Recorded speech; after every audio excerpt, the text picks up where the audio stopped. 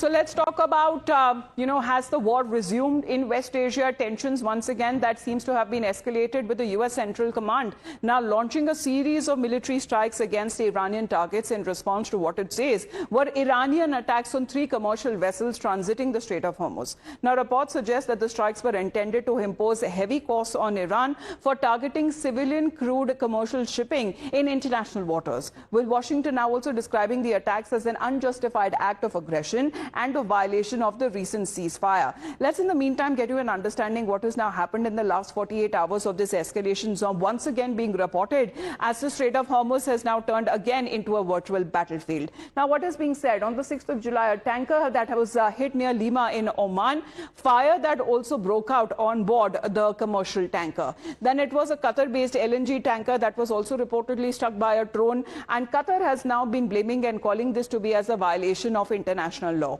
Then on the 7th of July, we are looking at another third commercial that has been hit reportedly by a UAV and damage that was reported. However, what is now being said that there has been no casualties that have been reported in this latest strike. Then let's get you on the 8th of July, the update coming in as when it comes to US revoking Iranian oil sanctions waiver. And this is now coming in response to the strikes that has now been conducted, where the US has launched these retaliatory strikes on Iran. Several areas that have now been targeted that include defense, missile and drone launch sites within Iran, southern Iran, and early morning explosions that have also been reported in the Iranian port cities. Now, Tehran, meanwhile, has now threatened that there would be decisive measures in response in equal measure would be given from their side. Iran, which has now strongly condemned the US strikes in southern Iran, labeling them to be as a blatant act of aggression.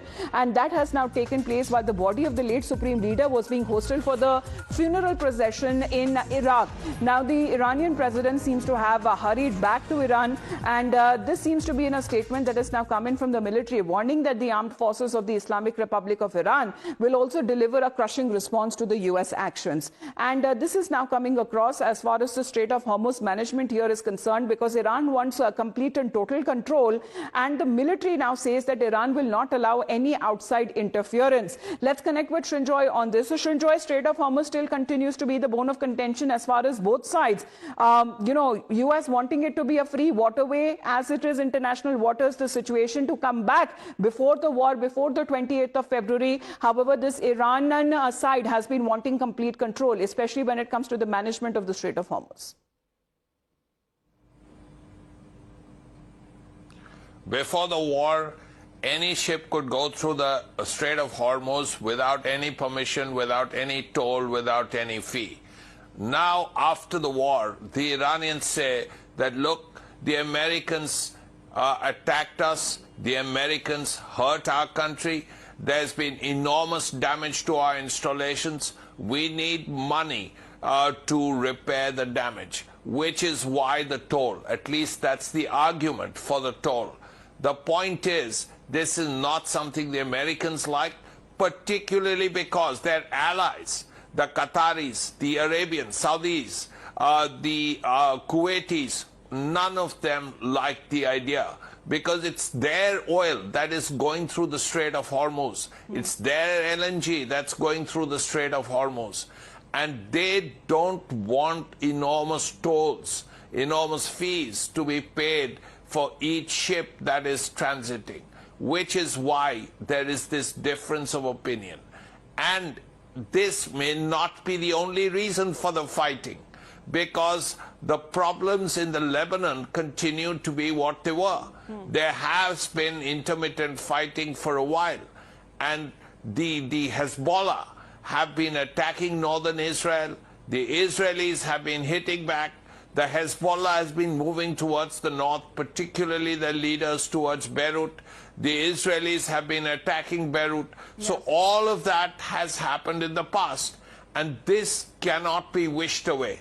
So as a result, these issues continue to hassle the negotiators, the experts who are sitting and trying to work this The last thing out. that the world wants is resuming of tensions and escalation and the conflict once again in the West Asian region, because then there would be there would be leading to further complications. But let's in the meantime also talk about what the United States has done, because US has also revoked a general license that seems to have authorized the sale of Iranian oil, citing Tehran's alleged actions in the Strait of Hormuz to be completely unacceptable following the recent attacks on commercial tankers. Now, this move also comes after 3 tankers reportedly sustained damage from unidentified projectiles in and around the strategic waterway, and based on a report that is now coming in from the UK Maritime Trade Operations. So, Shinjoy, that seems to be, when it comes to the consequences of the Iranian strikes, the retaliatory strikes that has now been carried out by the United States, which also seeks, whatever has been granted to Iran as far as the peacetime measures are concerned can be also withdrawn by the US. This is a worrying aspect because there are really 2 or 3 issues that result from this. One, the price of crude oil goes up in the world. Every barrel prices will go up. This will also affect America. This will affect America before the midterm elections. That's really one. And the consequences are there for the world to see. The second issue relates to the sale of Iranian oil. Now, yes, then Iran can't sell to many countries, including it would have been building up, and they are keen to build up. Yeah. So that oil, Iranian oil, even if there are sanctions, the rest of the world won't buy it. Yes. But 90% of it would go to China. Yes, I mean, that has been the situation that had preceded even before the conflict. But it remains to be seen what exactly would be the markets and the trade and the sentiments that we are now looking at post these latest round of strikes that has now been carried out in the West Asian region. For the moment, thank you very much, Enjoy, for joining us here on the broadcast. But when we speak of just the West Asian tensions and the consequences and the implication is something that the world has to suffer. So let's talk about, when it comes to the Doha peace talks, because that has been frozen, the fragile truce there. Is it going to completely collapse? Because 60 days time that, remember, was given by the United States for Iran to completely accept the terms and conditions. The shipping disruptions are likely. Now the Strait of Hormuz chokehold that has now tightened. And again, when it comes to the disruption, we are going to see that in global oil markets. We are also going to see that in LNG prices that would go higher. That would also be impacted.